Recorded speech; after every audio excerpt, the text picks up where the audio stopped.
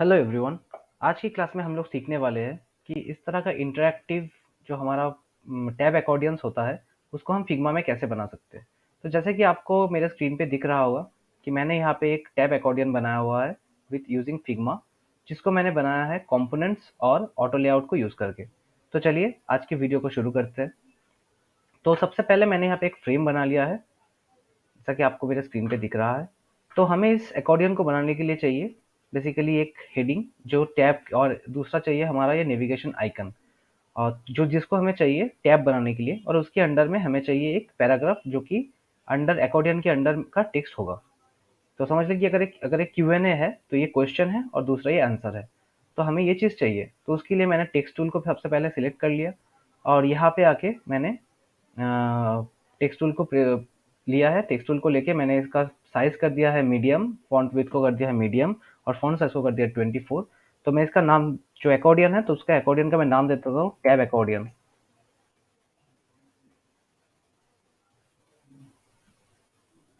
Tab accordion. तो ये हमारा हो गया टाइटल। अब हम जाएंगे यहाँ पे हमारा जो प्लगइन्स है, प्लगइन्स में जाएंगे। प्लगइन्स में जाके जो हमारा आइकन सेट है उसको मैंने रन किया,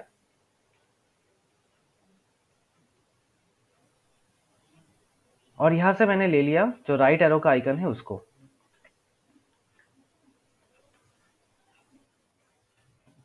तो इन दोनों को सबसे पहले मैं अलाइन कर लेता हूँ। अलाइन करके मैं इसको कर दूंगा ऑटो लेआउट, जो कि हम ऑटो लेआउट यहाँ से भी कर सकते हैं मैन्युअली, प्लस आइकन को सिलेक्ट करके, या तो फिर हम लोग इसको शिफ्ट ए प्रेस करके भी कर सकते हैं।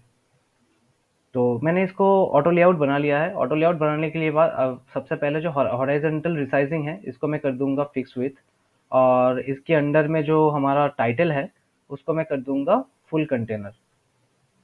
और टोटल जो हमारा ऑटो लेआउट है इसमें हम जो एडवांस सेटिंग है उसमें आएंगे। एडवांस सेटिंग में आके स्पेस मोड जो है उसको हम कर देंगे स्पेस बिटवीन। अब अगर हम देखें तो हमारा जो टैब का जो कंटेंट है, आई मीन टाइटल और जो हमारा आइकन है, वो प्रॉपरली रिस्पॉन्सिव हो चुका है। प्रॉपरली वो रिस्पॉन्सिव हो चुका है। इसका मैं नाम कर देता हूँ टैब। अब हम इसके अंडर में एक पैराग्राफ को लेंगे। तो मैंने यहाँ पे एक पैराग्राफ लिया है। इसका मैंने साइज कर दिया 16 पिक्सल, और इसको मैं कर दूंगा रेगुलर फॉन्ट में। मैं यहाँ पे आऊँगा, यहाँ पे आके मैं लॉरिम एप्सम में जाऊँगा, और लॉरिम एप्सम के साइड से मैं ये लॉरिम एप्सम टेक्स्ट को मैंने कॉपी कर लिया, और यहाँ पे आके इसको मैंने पेस्ट कर दिया। तो यह हमारा आ गया पैराग्राफ। तो अब हम इन दोनों को क्या करेंगे, फिर से इसको हम ऑटो लेआउट करेंगे। तो मैं शिफ्ट ए प्रेस करके ऑटो लेआउट बना रहा हूँ। अगेन मैं यहाँ पे हॉरिजॉन्टल रिसाइजिंग में आऊँगा, और इसको मैं चेंज कर दूंगा फिक्स विथ में, और इसके अंदर में जो हमारा आई मीन पैराग्राफ है उसको मैं कर दूंगा फिल कंटेनर। तो ये आ गया हमारा अकॉर्डियन का सारा कंटेंट। ये हमारा, सॉरी, हमारा टैब जो है हमारा फिर से फिक्स हो गया था। तो मैं इसको फिल कंटेनर कर दूंगा, और अब हम देखेंगे तो ये, हाँ, ये प्रॉपरली हमारा जो है हो चुका है हमारा रिस्पॉन्सिव। तो ये हमारा पहला काम हो गया है, इसको रिस्पॉन्सिव बनाना। तो हम फिर से इसको देख लेते हैं। हाँ, ये प्रॉपरली रिस्पॉन्सिव हो चुका है। तो ये हमारा प्रॉपरली रिस्पॉन्सिव हो चुका है। तो अब हम क्या करेंगे, जो हमारा टैब है इसके पीछे हम टैब का एक कलर को हम ऐड करेंगे। तो उसके लिए हम क्या करेंगे, फिल कलर ऐड करेंगे इसके पीछे।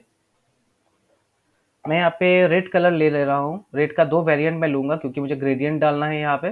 तो मैंने यहाँ पे लीनियर ग्रेडियंट ले लिया। सबसे पहले मैंने एक डार्क कलर डाल लिया, दूसरा मैं यहाँ पे डाल लूंगा जो हमारा लाइट रेड है उसको। और अपने हिसाब से मैं इसको एडजस्ट कर लूंगा कि मुझे किस तरीके का चाहिए।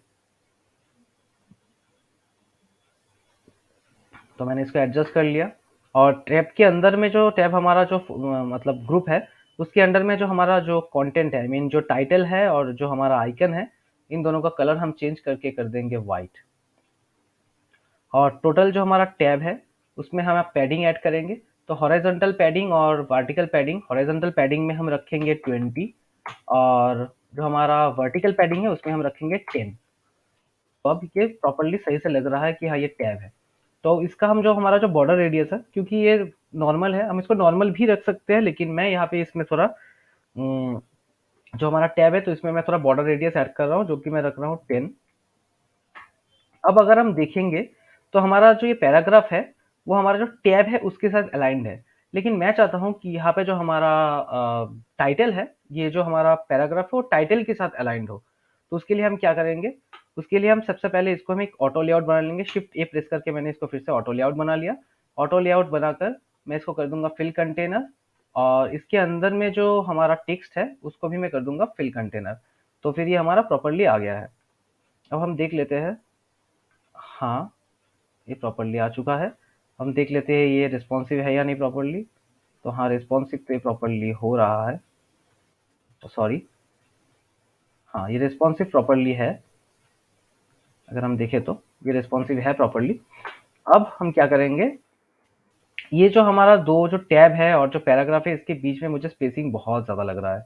तो उससे पहले मैं क्या करूँगा, जो हमारा ये जो पैराग्राफ है इसमें मैं जो हमारा हॉरिजॉन्टल पैडिंग है इसको मैं 20 कर दूंगा, ताकि ये जो हमारा टाइटल है उसके साथ अलाइन हो जाए। अगर हम अभी देखेंगे तो ये हमारा जो हमारा टैब अकॉर्डियन जो टाइटल है उसके साथ हमारा पैराग्राफ अलाइन हो चुका है प्रॉपरली। और अब हम जो टोटल हमारा ग्रुप है उसको उसका उसकी दोनों जो टैब है और जो पैराग्राफ है उसके बीच बिटवीन का जो स्पेस है वो यहाँ पे 16 है। उसको मैं कम करके कर दूंगा कुछ मैं जीरो कर देता हूँ। ठीक है, तो यह भी मैंने इसको बस जीरो पे रखा हुआ है। और इसका जो हमारा टेक्स्ट है उसका जो वर्टिकल जो पैडिंग है उसको मैं बढ़ा के कर देता हूँ 15। मैंने करा दिया 15। हाँ, अब मुझे ये सही लग रहा है। अब देखिए ये टोटली रिस्पॉन्सिव भी है और प्रॉपरली आ भी रहा है। तो ये सही से काम कर रहा है।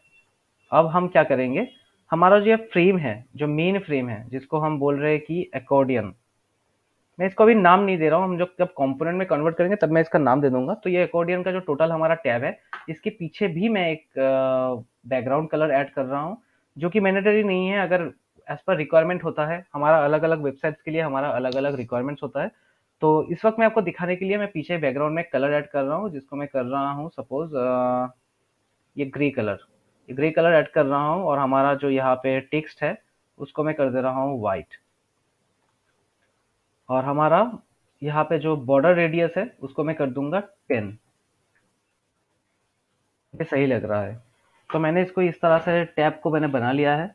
तो अब हम इसको ना कंपोनेंट में कन्वर्ट करेंगे। तो सबसे पहले मैं इसको फ्रेम के बाहर लेके आता हूँ, क्योंकि हमारा जो कंपोनेंट्स का काम है वो सब हम फ्रेम के बाहर ही करेंगे। वही बेटर रहता है। हमें जब हम किसी लेआउट में काम करेंगे, मॉकअप में काम करेंगे, तब हमको इसी तरह से करना है। तो मैं इसी तरह से आपको दिखा रहा हूँ।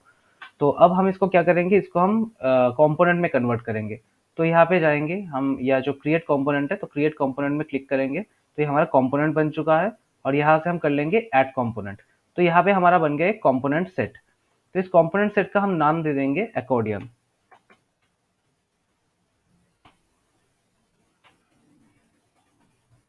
का हमने नाम दे दिया अकॉर्डियन। अब यहाँ पे हमारे पास दो वेरिएंट्स है कंपोनेंट्स का की सेट में।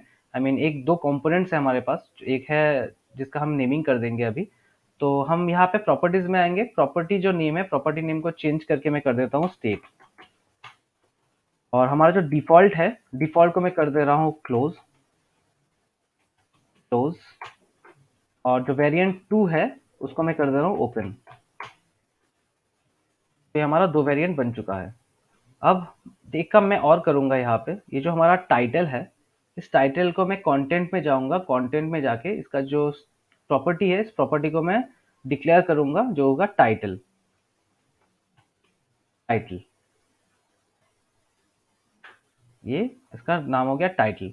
और हम ओपन में भी सेम ही करेंगे। इसका हम एक नाम दे देंगे टाइटल। इसका भी मैंने नाम रख दिया टाइटल। तो ये हमारा अकॉर्डियन बन चुका है।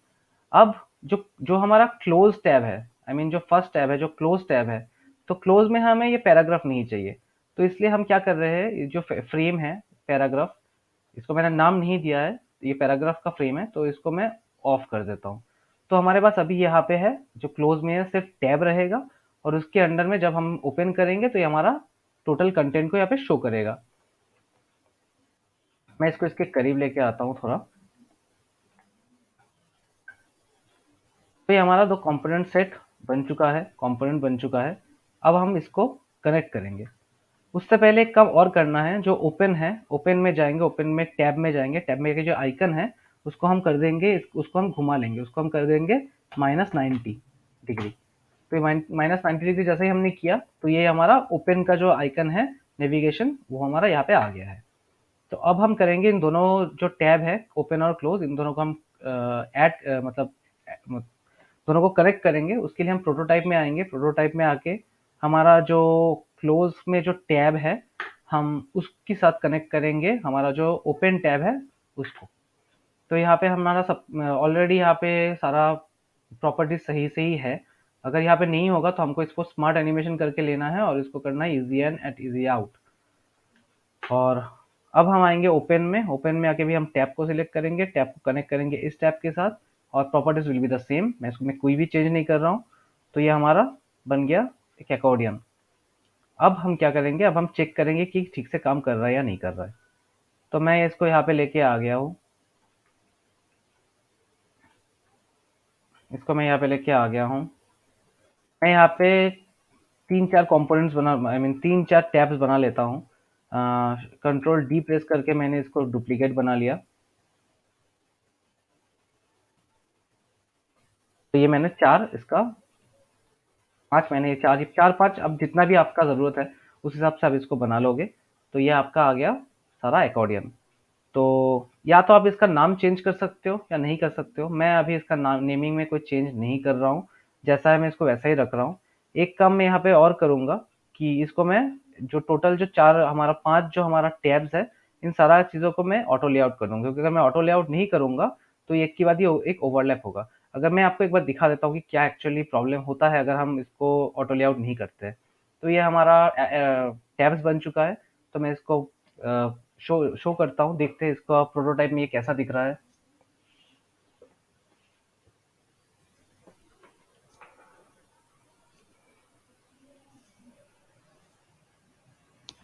तो ये हमारा अकॉर्डियंस है, टैब्स है। तो अगर हम इसको सिलेक्ट करते हैं तो देखिए ये एक के साथ एक ओवरलैप कर रहा है।